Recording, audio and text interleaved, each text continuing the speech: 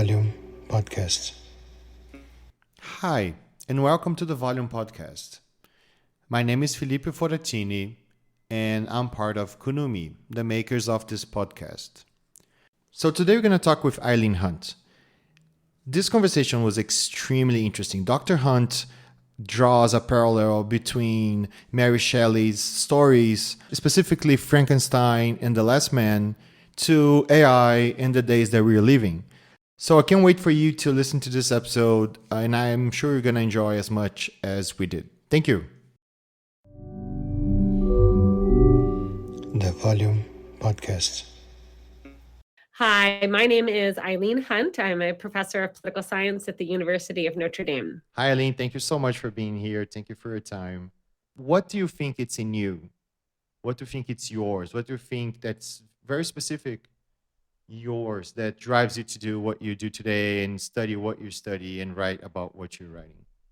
Well, when I was a child, I was fascinated with the B horror movies of the 1950s and 1960s, as well as their predecessors, the Universal monster movies of the early 1930s, including Dracula and Frankenstein and so on. And every Saturday afternoon on Channel 56 in suburban Boston, kids would gather around the TV set and watch a Saturday matinee lineup of a creature double feature. And usually there would be one giant monster movie featuring something like Godzilla or Mothra. And then there'd be a small monster movie featuring a vampire, werewolf, a mummy, or Frankenstein's creature. And so I became acquainted with Frankenstein's creature very early on.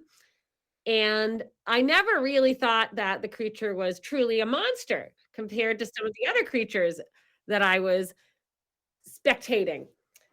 So to me, the vampire was the scariest because the vampire does inhuman things to other people with no emotion. But werewolves are scary too because you could become a werewolf overnight for no good reason. You could simply get bitten by a wolf and become a werewolf overnight through no fault of your own. That was a terrifying thought. But Frankenstein's creature, to me, compared to those monsters, did not seem very scary.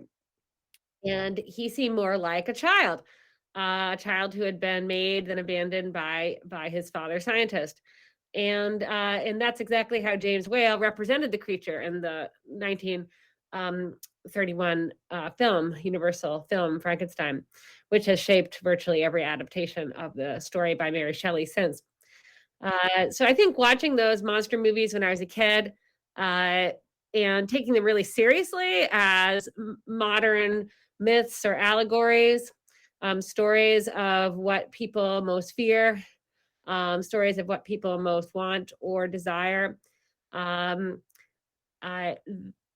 shaped me deeply. I became an avid reader of Gothic and horror and SF growing up. And I eventually became a Mary Shelley scholar and have written a couple books on Mary Shelley's works of science fiction, Frankenstein and The Last Man.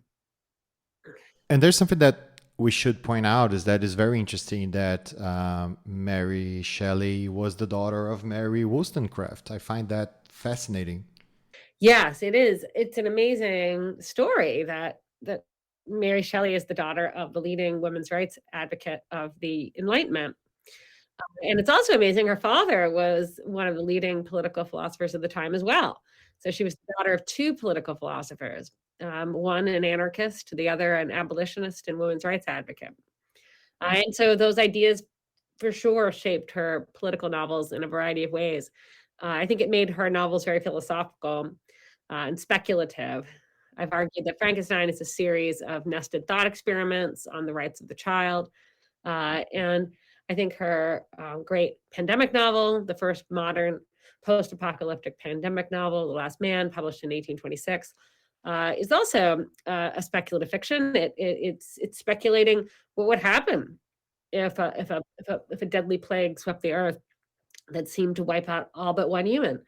And the existential question it puts in the head of the reader through the mind of that survivor is what obligations do you have to yourself, to the world, if you found yourself in that position? Do you have an obligation to live? Do you have an obligation to carry on? And then what kind of work should you carry on if you have an obligation to live? I'll let that question linger and ask you another one. So, how's your work today? What you've been studying and teaching and researching? Well, I have been working on a series of books on Mary Shelley in relationship to science and technology, and also more generally man-made disasters such as pandemics. So I've focused primarily on Frankenstein, her first novel published when she was only 20 years old in 1818, and her um, second great work of political science fiction, The Last Man, which was published in 1826. And what I've been doing is looking at these novels as works of political science fiction, which means that they're not solely concerned with the consequences of intervening in the wider environment through science and technology. You could say that might be a definition of, quote, hard science fiction. What I'm interested in is a wider conception of science fiction that encompasses all of artificially shaped life on Earth. And all life on Earth, as far as we know, has been shaped by human interventions of some sort, human artifice. Anything that we have made through culture has gone on to shape the Earth and its environments. And so I'm interested in reading Mary Shelley through this lens of political science fiction. We can look at Frankenstein as such a story because it's about a scientist who decides to make a human being through science and technology.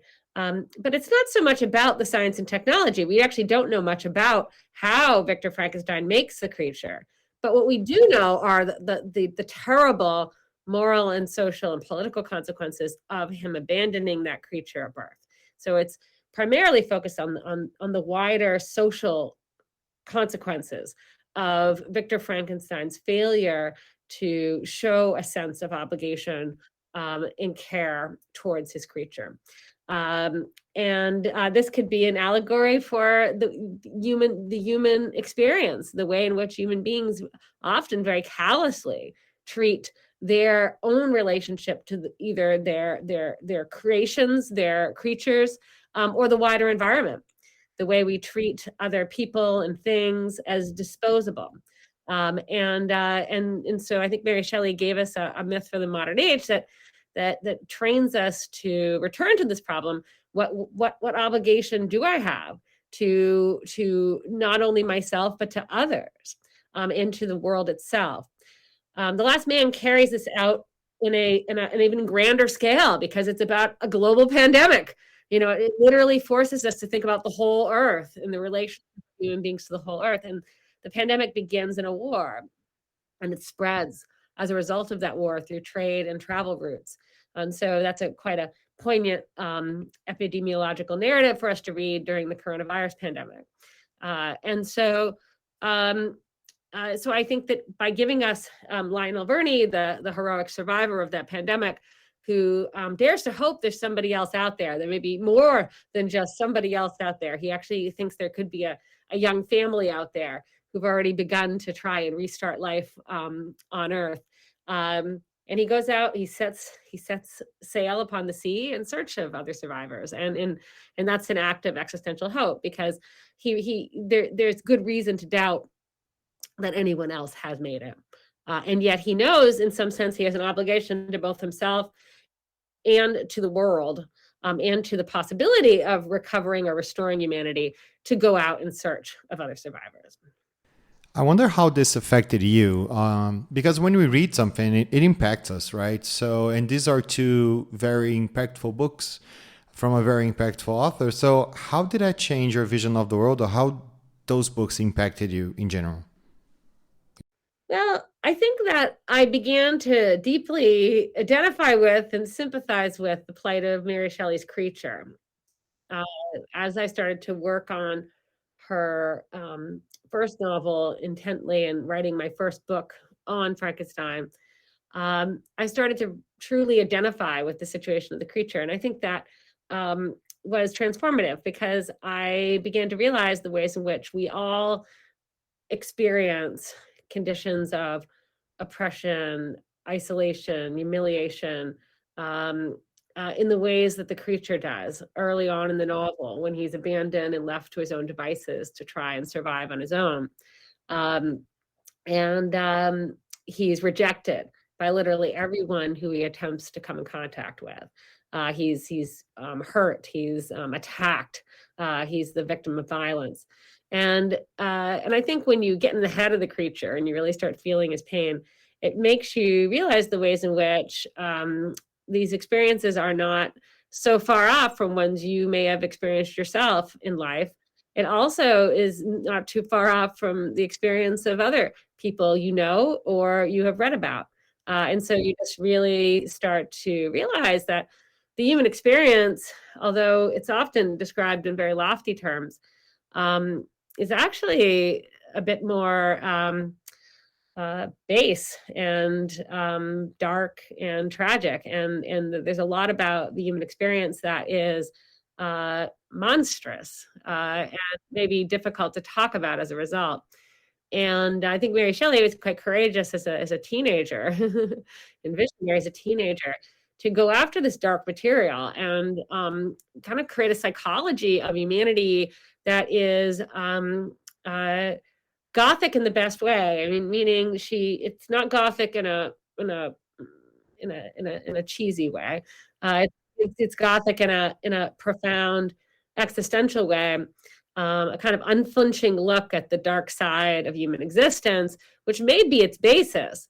And I think that's what her first novel gets us to look at. To what extent does being human simply mean to experience the dark side of life? And I think The Last Man also tackles that same question.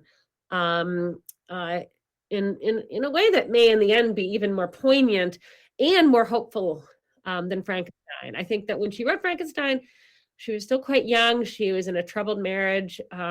She had lost her first child soon after it was born. Her sister had committed suicide. Her husband's first wife had committed suicide. Her father was estranged from her. There was a lot of hardship during those years. And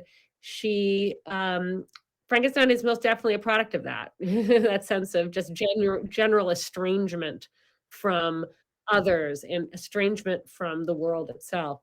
By the time she wrote The Last Man, she was, let me think about that. It was published in 1826. So she was about 28 years old, 29 years old when it was published. And she had suffered more since writing Frankenstein. Two more of her children died, both of infectious diseases, while she lived in Italy with her husband Percy. Percy had died. Percy drowned in 1822. But her best friend Byron dies in 1824, fighting for Greek independence. So her best friend Jane Williams basically rejects her and slanders her name around London. She goes through a lot. She survives, and she writes in her journal that she identifies with the figure of the last man. And I think she also identifies with the figure of Robinson Crusoe as well.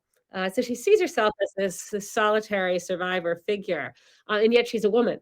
And so she's putting a special gendered twist on this idea of the last man or the Robinson Crusoean survivor on a desert island. And she's beginning to see the value of her suffering. She's learned a lot. She's grown up, and she's a carrier of wisdom. And I think by the time she writes The Last Man, she really begins to see herself more as a philosopher. She's still a novelist, and she's still primarily a fiction writer. But she's someone who is able to use the genre of the novel to write this extended thought experiment on what it means to be solitary and yet also connected to the world itself.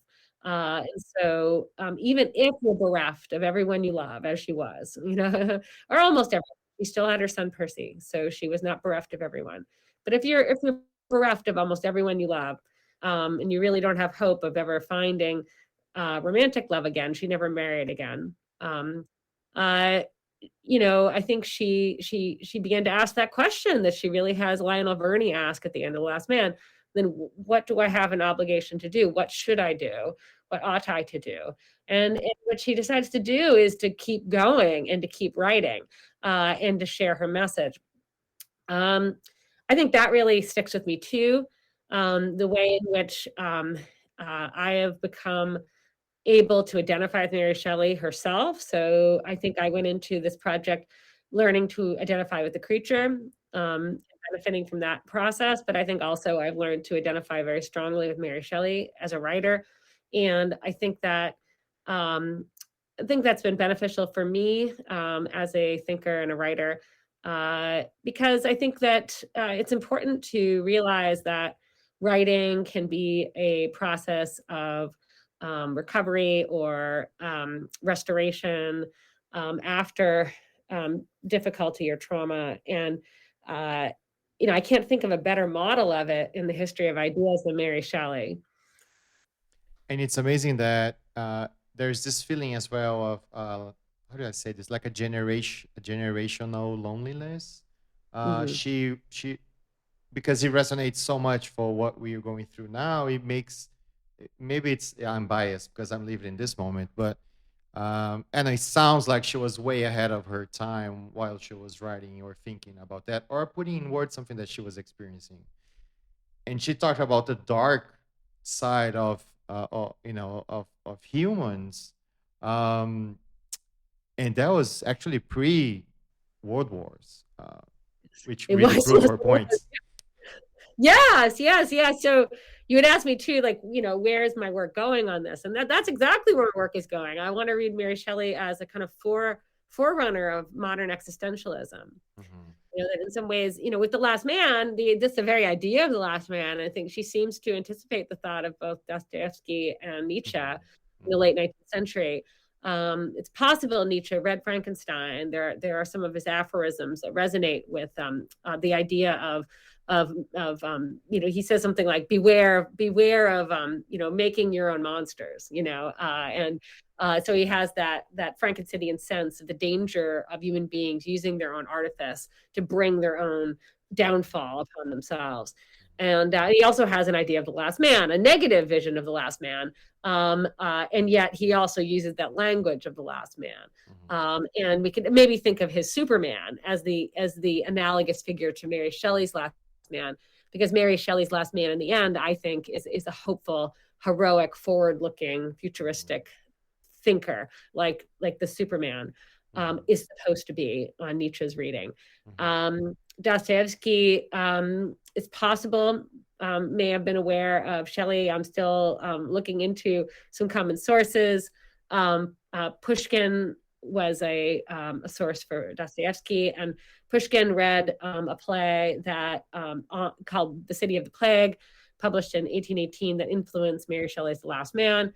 So it's possible, possible through Pushkin, I can find some common resonances in plague literature that might lead me to connect Dostoevsky's Underground Man to some of the ideas in Mary Shelley's The Last Man. But I think the Underground Man is like Nietzsche's Last Man, a foil, really, for that more positive, hopeful, futuristic vision of what the last man could and should be. I think we're all tempted to think we should, if you're put in that situation of the last man, I'm the only one left, or I'm so cut off from everyone. I feel nothing. I feel alone.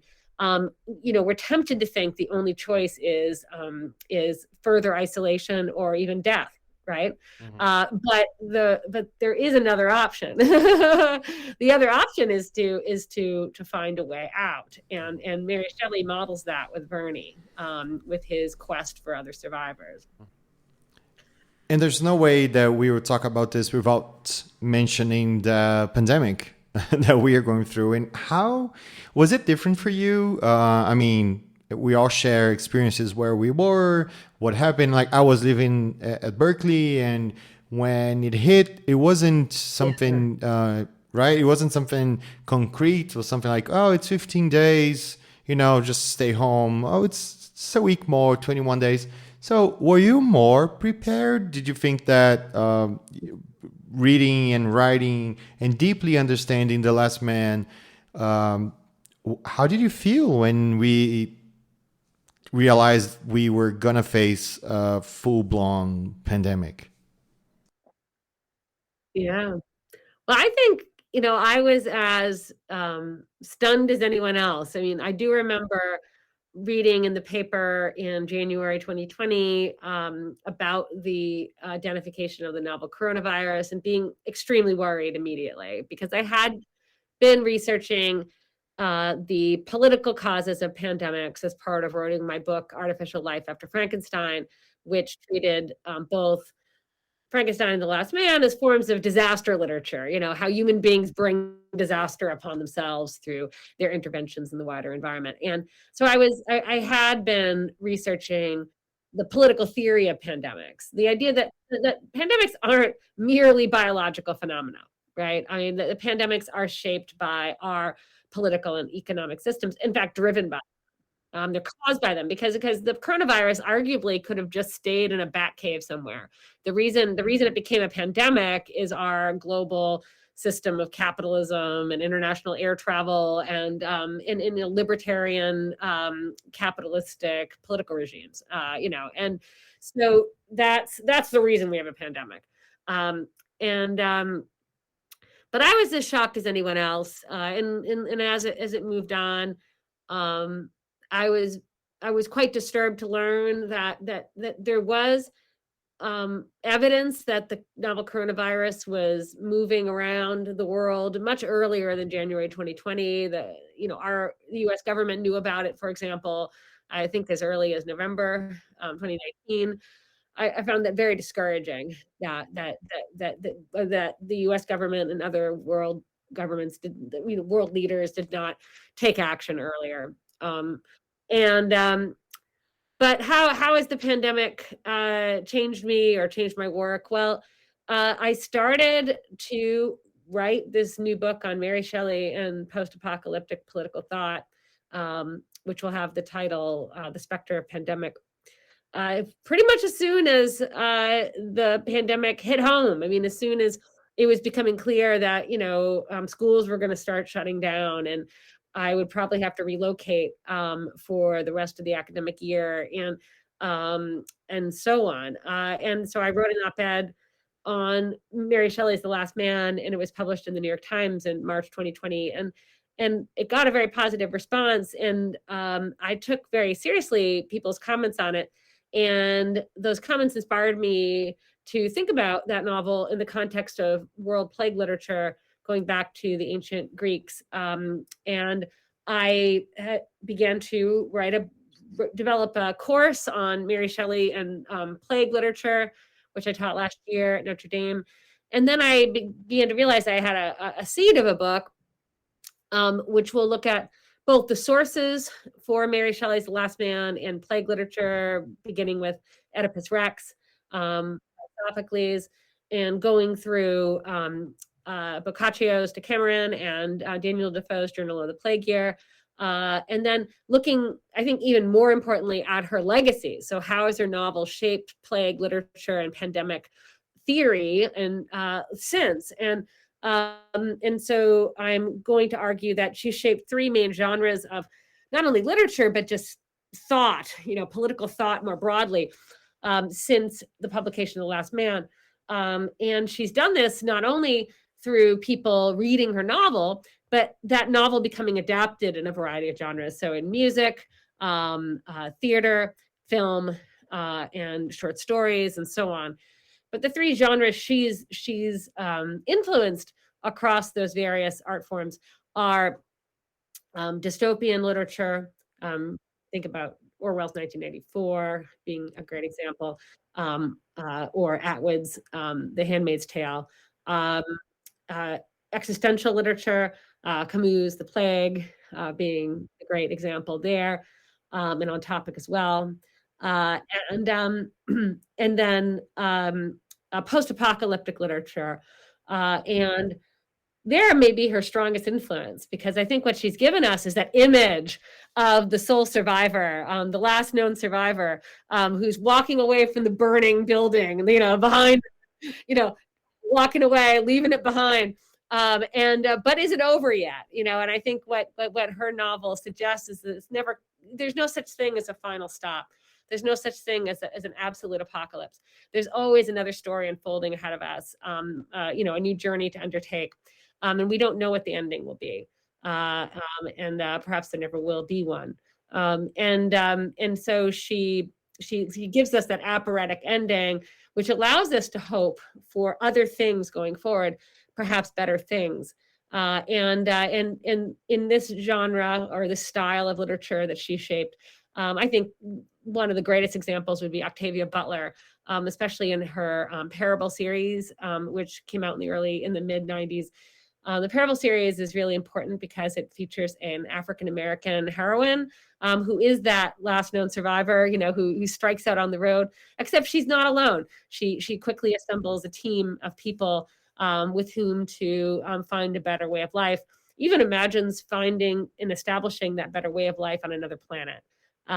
And so Octavia Butler is someone who I think is probably the most important writer of SF in the last 50 years, and she's had incredible influence that isn't always recognized. And I think Mary Shelley's like that. I think we don't always recognize how much influence Mary Shelley has had.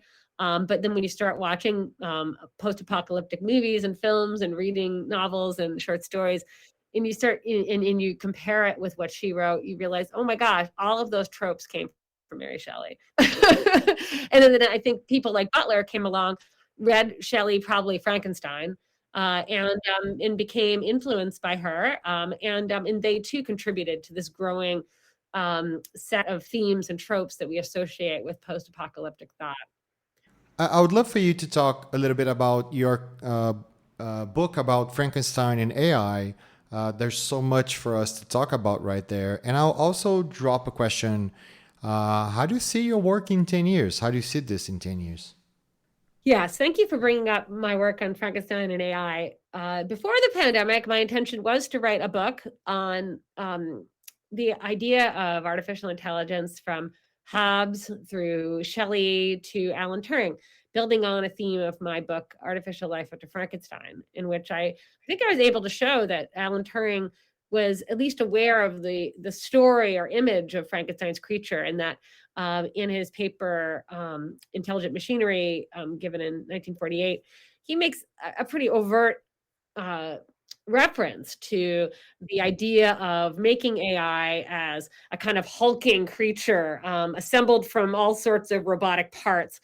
And he says this would be a very bad idea, because that creature would not really be able to control itself in a way that would be beneficial to itself or to others. So you just basically create a creature that would wreak havoc and would kind of rampage across the countryside. And of course, this anyone after 1931 who has seen James Whale's film Frankenstein knows that culturally we associate that kind of hulking creature that's roaming across the countryside, stamping everything in its way.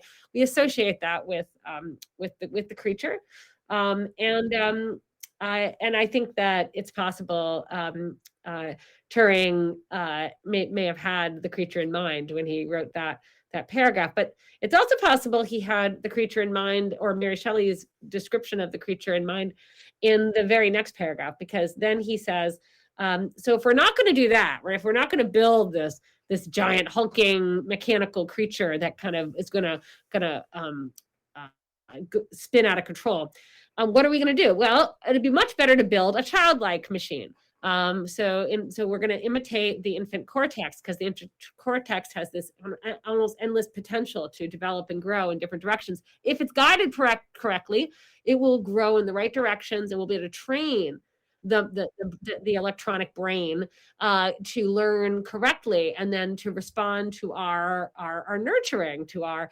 guidance, our almost parental relationship to the intelligent machine. So we would make the creature. We'd be able to make a automaton, more, but a truly intelligent automaton, one that could potentially learn to autocorrect, could learn to adhere to rules, but also learn to identify when perhaps rules need revision or need different applications in different contexts. So Alan Turing's idea of the child machine, I think, is a very Mary Shelleyan idea. Because arguably the creature is that child machine when he's brought into the world. He's made through science. He's made through technology. He's actually assembled from from different parts of different bodies, human and animal, but it lacks the guidance that Turing wanted to give to the child machine in order to ensure that it would grow up. So in some ways, what Turing does is take the thought experiment at the base of Frankenstein and runs it not as a worst case scenario, but as a best case scenario, and says, what if the creature had that guidance? What if the programmer was attentive and caring like a parent should be? And so he gives us this narrative for modern theories of artificial intelligence, which is still very powerful. And there are other theories of how artificial general intelligence might be realized. Some of it is doomsday. In my book, I talk a little bit about the work of Nick Bostrom, a philosopher at Oxford, who has theorized that we're on our way to building this global Leviathan, a super intelligence that will destroy us if we don't ratchet it back and take control of the system before it takes control of us.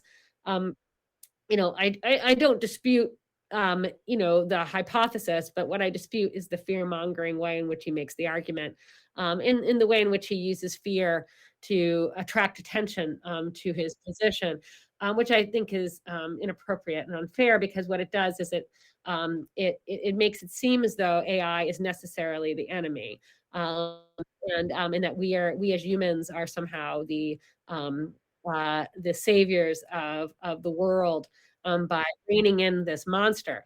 But that kind of attitude, I think, actually will only backfire, because it reinforces this narcissistic belief that human beings are somehow superior to our creations, and that our creations are there to be controlled and dominated. But what Mary Shelley did is give us, through a worst case scenario thought experiment, a truly dark thought experiment, gives us the reverse ethical lesson, which is that we don't want to treat our creatures and creations with an attitude of domination. What we want to do is learn to care for them as our children. And so, like Bruno Latour has argued, we need to learn to love our technologies, love our monsters as if they were our own children. And I think Turing saw this very early. I mean, he saw this in 1948, and had he lived, I believe he, beyond his tragically youthful death, I think Alan Turing really would have run with this and really would have done some amazing things along these lines. You wonder if the history of artificial intelligence may have been a bit more humane in a way had he lived, because I think we don't, because he technically, Alan Turing died before the term artificial intelligence was even coined. And so I think that in some ways we've inherited this kind of somewhat desiccated version of what artificial intelligence could be and what our relationship to it could be. And I think Alan Turing had a more imaginative vision and an ethical and relational vision of what artificial intelligence could and should be. I think he effectively thought humans were artificial intelligences too. I don't think he made that human object distinction that I think governs a lot of the doomsday theses about AI. I think that when we think of our creations and creatures like our children, as Latour advises us, I think that's a kinder, gentler way of approaching the subject that would lead us to steer clear of approaches to the subject that are violent or harmful or domineering in any way.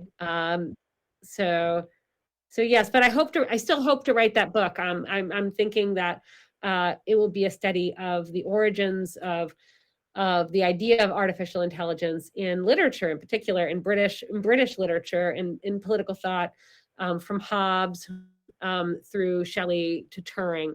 So and Turing was a big fan of literature. He read a lot of fantasy literature and Gothic literature as a child growing up. And so I've done a little bit of research into the books he loved when he was a child. Among them was Alice in Wonderland. And so I'd like to think about how fantasy literature, especially fantasy literature shaped by science and mathematics, um, shaped his imagination and then gave us that idea of the child machine, which I still think should be at the forefront of how we conceptualize AI today. And there's one thought that comes to our mind is what he went through as a gay man. And, he wasn't fighting an artificial force. He wasn't fighting a monster. He was fighting humans and their misconceptions at the time. Yeah.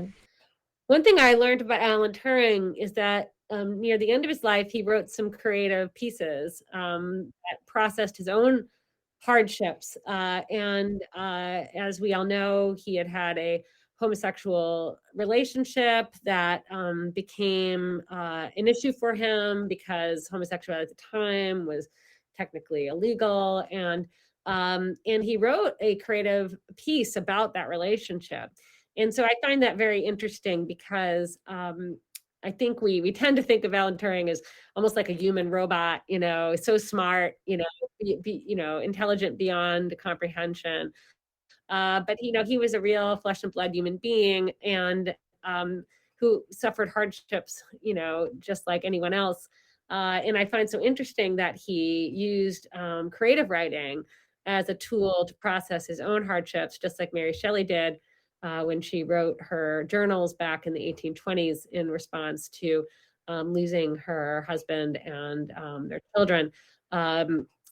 So I think there you see how, in some ways, I think the discourse in AI really could benefit from more engagement, not only with literature, but with more thought on the role of the emotions in human beings' experiences of life itself.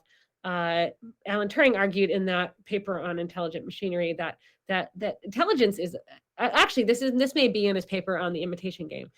He says that intelligence is an emotional concept, and that we actually primarily understand intelligence in emotional terms. And so in his imitation game, you recognize the disembodied voice or disembodied text as human because you feel that they're human. You identify with what they're feeling, whatever those words are conveying. And so I think that that definition of intelligence as a primarily emotional, needs to come back into the conversation. And we can't simply think of intelligence as deductive. That intelligence is inductive and that it's inductive in this embodied emotional way. Eileen, thank you so much for talking to us. It was truly inspiring, and thank you for your time. Thank you very much.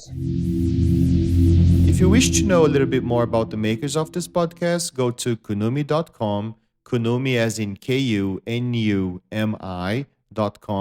or follow us on Twitter at Kunumi Lab, Kunumi LAB. Thank you. The Volume Podcasts.